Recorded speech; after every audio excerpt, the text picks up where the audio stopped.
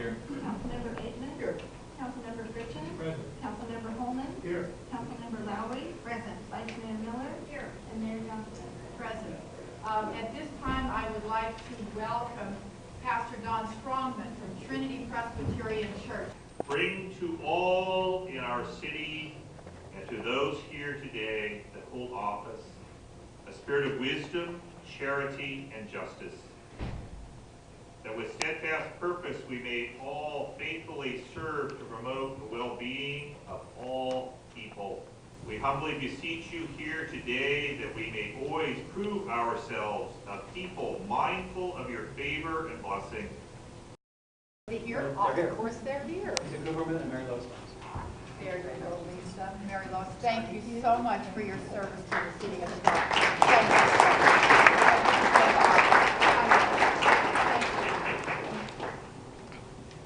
Next, we have a proclamation for Parent Leadership Month, February 2012. Will Amelia Adams, Site Director of the Dorsey L. Jones Community and Health Center, please step to the podium? Hi. Now, therefore, I, Ann Johnston, as Mayor of the City of Stockton, and on behalf of the Stockton City Council, do hereby proclaim February 2012 as Parent Leadership Month in the City of Stockton and recommend this observance to all our citizens. Thank you so much. On behalf of all of the families and parents who are volunteering, not only in our various family resource centers, but throughout the city of Stockton, we thank you. This month is celebrating not only Black History Month, but it is recognizing all the parent leaders here in the city of Stockton who give so many hours in contributing to helping families here. We did have one of our family members here to say thank you, but I believe he was caught downstairs, that the number is so great that he was not able to get up, to come up. But I'd like to again say thank you, Mayor and council members, for recognizing the fact that parents are an important part of Stockton. Thank you. Thank you, Ms. Adams. We appreciate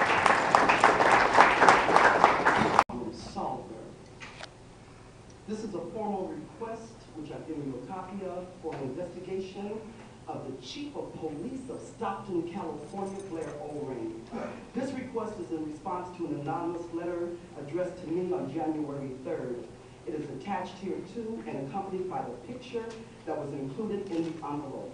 This letter suggests there is reason to suspect that Chief Blair O'Ring may have been involved in a traffic accident, including the use of liquor. The letter further asserts there may have been a cover-up by the city officials of the suspected crime. The first paragraph of the aforementioned letter reads, Cynthia, there is things going on with the Stockton Police Department. A group of us think you need to know about it. Seems like you're the only one who can get anything done in this town when it comes to the Chief Blair O'Ring. The second paragraph reads in part, normally when a police vehicle, I see that light, normally when a police vehicle is in a collision, it is in the papers, on the news, and on the watch commander's daily. This one was kept quiet because the rumor is there was alcohol involved. The officer who took the accident report took a week off immediately after the accident. He was not scheduled for vacation. The car was taken out to the city corporation yard, and we enclosed a couple of photos of the damage to prove this was real. Why was it a secret? I give you a number of government codes that entitles me and every citizen present and those listening to a full investigation, and we do expect one. There are certainly numerous statutes and rules governing transparency of city officials such as yourselves. There can be nothing about this request deemed to be unreasonable. There can be nothing about this request that appears to be against the safeguard of confidential information with this city, which is so upside down and corrupt. This request serves the public's interest to know the truth and to protect against any cover-up that harms truth and justice, as I believe it has. Thank you, Ms. Boyd. Hi, Paul. Good evening, council members. While you make decisions tonight that may change the focus of the Stockton Arts Commission and the Stockton Arts Foundation, I just want to say thank you very much for the ride. I am an Arts Commission baby. In 1978, I started the Stockton Civic Children's Theater, few years later, I was honored by the commission for that effort. I was given money to fund programs in that regard. Then I joined a dance company. Then I started funding or publishing a poetry newsletter, and I got funding for that. And essentially, eventually I was honored by the commission for all these different activities, and I just wouldn't be where I am today without the mentoring from Marion Jacobs, without the education that I received as an arts advocate from the commission. It's a very emotional night, so I'm going to switch to the next topic, which is, again, like we do often, come to you and tell you what we're doing. So poetry is rampant in Stockton in April. This is a coordinated effort on the part of the Hagen Museum, Pacific, Humphrey, Delta College, WOW, the Writers Guild at Delta. And I'm going to give you each a poster, and I hope that you are able to attend some of our events. Some of them are free, some of them are ticketed, but we are bringing to Stockton Maxine Hong Kingston, one of our own artistic and literary treasures. She was born here, graduated from Edison High School, graduated from Berkeley, taught at Berkeley, and has written like a dozen books, and she's coming back to teach a master class with us here. So on behalf of everyone associated with the arts, I just want to pass this out to you and thank you all for everything that we have had for the arts in this community. Thank you, Ms. Shield. Good evening, ladies and gentlemen, Mayor Johnson, City Council members. I'm here to express my opinion on the bankruptcy issue. And I don't think it's a very good idea for the city to call bankruptcy. You have a lot of employees, you have police officers, you have fire department personnel, emergency service. That's not even an option to file bankruptcy. You have a lot of property that the city can liquidate and turn it in for cash, so people can have their jobs, their benefits, so we can have security here by the police, Stockton Police Department, and our emergency services. That's not even the option of the bankruptcy. You know, I ran business all my life, and I don't think I ever hired a manager that told me about bankruptcy. I mean, that's not even the issue.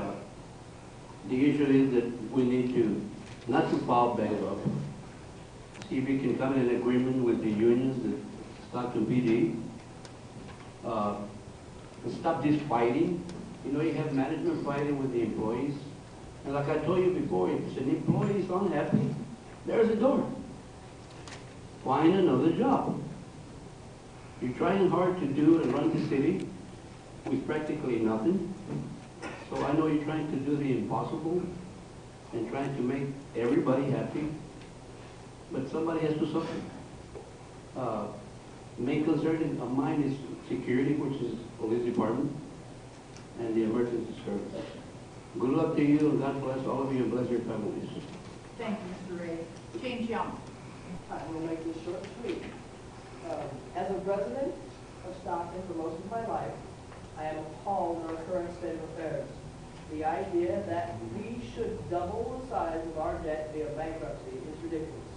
And so is the idea that we need to play the blame game in order to keep our current members in a positive light. If you want to be seen as being a part of the solution in order to get reelected, then fix the problem. The problem is not the citizens and employees of this city. It is the leadership and the choices being made. To be sure, you can include the decision to let Wal-Mart put in yet another store in the city. Most of us who choose to educate ourselves are aware of the effects of local wages, when corporations such as this come to our town. They will not go up. How do you expect to raise the revenue via taxes if the wages are driven down? Some of us are aware of the practices of Walmart that are used to keep their products cheap. The idea that this city is actively, through its leadership, participating in the destruction of this city is disgusting. The people of this city deserve far better than we are being given. Step up and do the right thing. Side with the people of the city, including the employees, the unemployed, and the homeless. I heard a story about Payson, Arizona, and Walmart coming to their town. It was ruined. People left, businesses were trashed, and then Walmart left. This is not the vision I have for the future of the city. It is not what is good for us. I personally challenge all who feel the same to stand up and speak out about what you want for our city. The people will be heard, but only if we join together. Stockton can be someplace special. Watch and learn. Thank you, Ms. Buechner. Hi. I was picking up my friend's kids from school the other day and heard a woman talking on the phone saying that retired city employees were draining the money from the city. I couldn't believe what I was hearing. Who was blaming this mess on current and retired city employees? We didn't ask for the arena. We didn't ask for the hotel, and we didn't ask for Fairgary's. Wasn't city money used to sue the Stockton Police Officers Association for Bob Dice because he was upset over them buying a house next door to him? Why is an outside attorney being used for this bankruptcy when we already have a city attorney? And why did the city hire an outside agency to analyze crime spots in Stockton when the police department has crime analysts that do this job every day? And doesn't finance handle the money? Let them do their job and find out where the money went. I retired last year. My income went from about $44,000 to $25,000. And guess what? I had to give up a lot of things I enjoyed so that I could live within my means. I can survive on the amount the city has given me for my retirement, which I earned. My prescriptions also went from $80 every 3 months to $200 every 3 months. Leave my medical alone. The mayor and the city council, you need to grow a spine and admit that you made mistakes and will start living within your means. Quit spending what you don't have. And they need to stop blaming current and retired city employees for the mess that they are in. We didn't make this mess, and we shouldn't have to suffer for the city's mistakes. Thank you. Thank you, Ms. Ridge.